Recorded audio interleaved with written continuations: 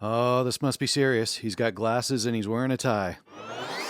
All right, here we go. The 4 top voiceover financial questions answered. Taxes, financing, and accounting. Ah, the sexy part of voiceover. Not really. See, I even semi-dressed up for this one. I'm wearing a tie, for crying out loud. Yes, I know this can be a bit overwhelming. Staying on top of these things as a voiceover talent is imperative though. So we asked some pros to help you out, help us out. As you can imagine, owning the Atlanta Voiceover Studio and ProVoiceoverTraining.com, we get financial questions all the time. Enter Fran Green and Trevor Williamson of PWB Accounting to help us answer some of these questions. So to set the stage, as a voiceover talent, have you ever wondered what you can write off as a voice actor in 2024? When do you become or how do you choose a business entity like a DBA, LLC, or to incorporate? How do you determine estimated taxes for your voiceover business? And finally, is there an end-of-the-year financial checklist that's out there to help guide you in what you may need? Fran and Trevor share the answers to all these questions. So first off, number 1, what can you write off in 2024 as a voiceover talent? 2024 tax deductions include home studio expenses like equipment and soundproofing or acoustic treatment,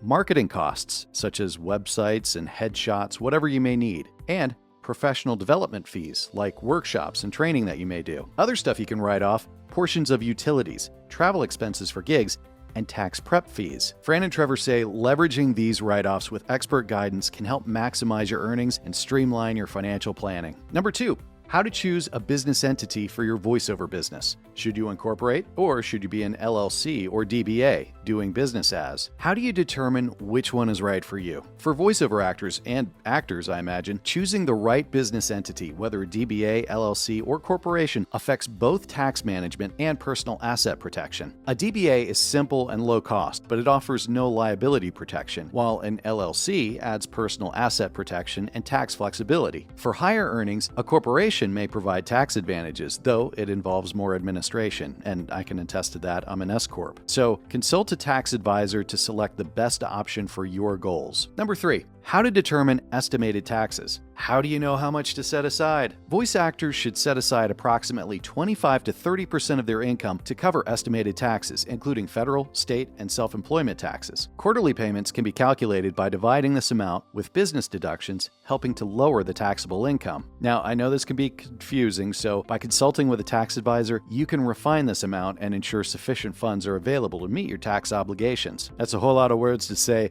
Get a professional to help. Now, before I get to the last piece, if this is helping you, please do me a big favor and give the video a like, subscribe to the channel if you haven't, and then forward to someone you know it may help. We try to give valuable voiceover related tips every week, and by you simply taking a moment to share this, it helps me out, it helps us out tremendously. So thanks in advance. All right, now on to number 4, end of year financial checklist. What information does the talent need to organize to give to their accountant? Fran and Trevor say maybe one tip for people who are full-time in voiceover and then a person who is just getting started and who also may have a W-2. They say voice actors should gather income documentation, expense receipts, travel logs, and records of quarterly tax payments to streamline end-of-year tax preparation. Full-time actors benefit from maintaining a detailed income and expense ledger, while newcomers should separate freelance income from W-2 earnings for a clear tax picture. Organizing these details ensures your accountant can maximize deductions and simplify your filing process. So there you have it. Big thanks to Fran and Trevor for sharing that info with us. Hope you found that useful. And FYI, Fran used to be Heidi's bookkeeper, and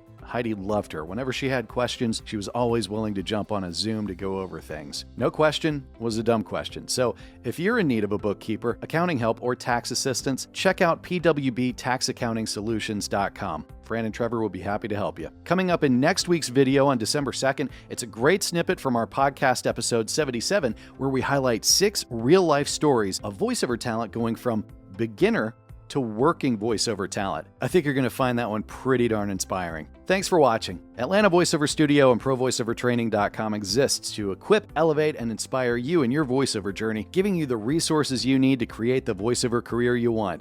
Cheers to you and your success.